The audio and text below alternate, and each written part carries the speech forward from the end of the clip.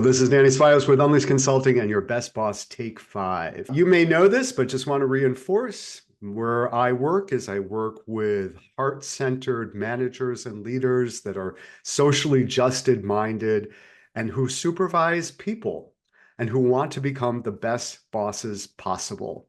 So if this is you or you've got folks like this on your team, please reach out to me. We'd love to work with you. And in the meantime, we'd love to share with you this month 3 different Take 5s, each one sharing with you some best practices for how to best manage and lead remote teams. So whether you have a fully remote team or a hybrid team, this is for you.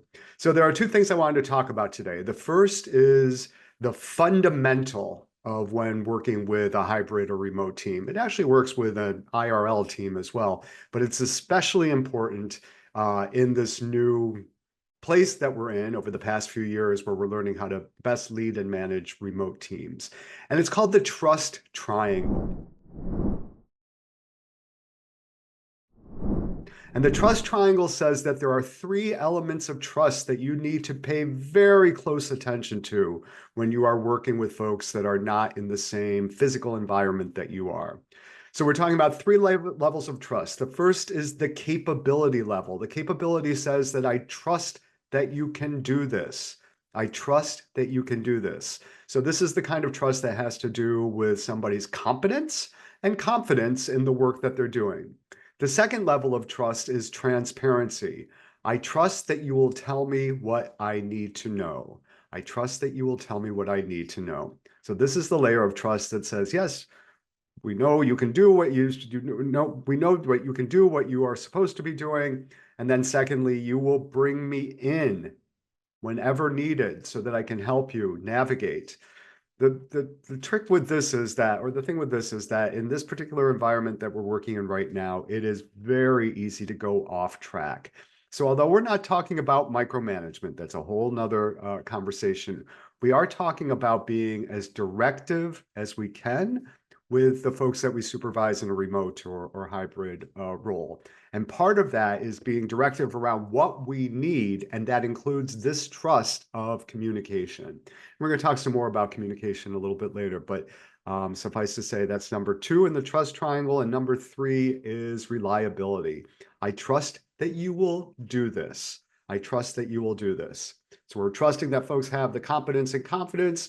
We're trusting that they will bring us in as needed, and we're trusting that they will do this, that they will actually do the work that needs to be done. So you want to check in on all 3 of those. In fact, some really good assessment questions for you are, can they do it? Think about that, about your people. Will they do it? That's the reliability. And will they keep me informed?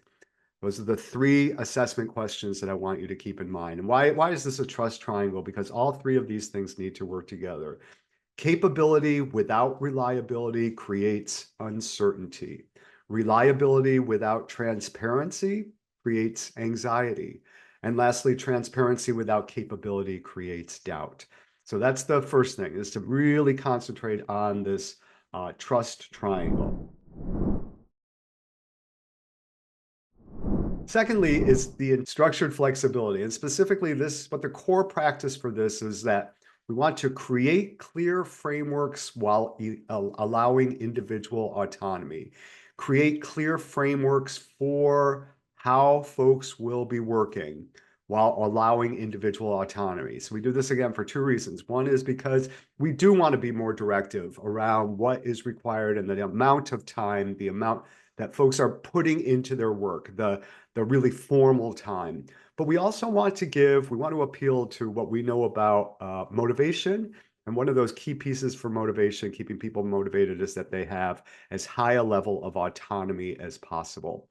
So some things to think about are 3 different examples that we know out there that work, that actually create 25% decrease in meeting time, 34% increase in reported work-life satisfaction, and a 28% improvement in cross-time zone collaboration. So those 3 examples are GitLab.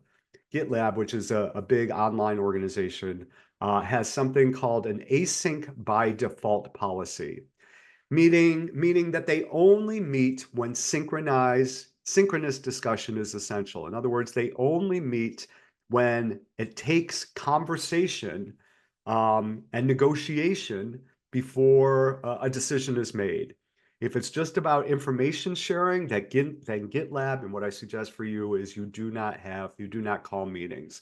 We want to be really careful with calling meetings now, especially in this virtual world, that are not necessary. Number two is Dropbox has something called core collaboration hours. This is the overlap that they identified for their global team. So if you're supervising folks across different time zones, whether it's across the US or around the world, really think about what is the common 3 or 4 hours that we will use this time to schedule those kind of those cross time zone collaborations and meetings. Otherwise, we schedule outside of those time zones um, to make it most convenient for the folks that are involved. So again, we reserve what Dropbox is doing is that they are reserving core collaboration hours. And then lastly, Spotify. Spotify has a work from anywhere policy with team agreements that agree on their core meeting hours when they will meet, but otherwise, and I'm not saying this is exactly right for you, but think about this. If you can have some form of a work from anywhere policy, and what will that look like, and when will that be allowed? All right, so that's your best boss take 5 for this week. Look forward to 2 more sessions, 2 more take 5s in the coming few weeks, where we'll build on this notion of how to best manage and lead your remote teams. This is Danny Ceballos with Unleash Consulting and your best boss take 5. We'll see you next time. Bye now.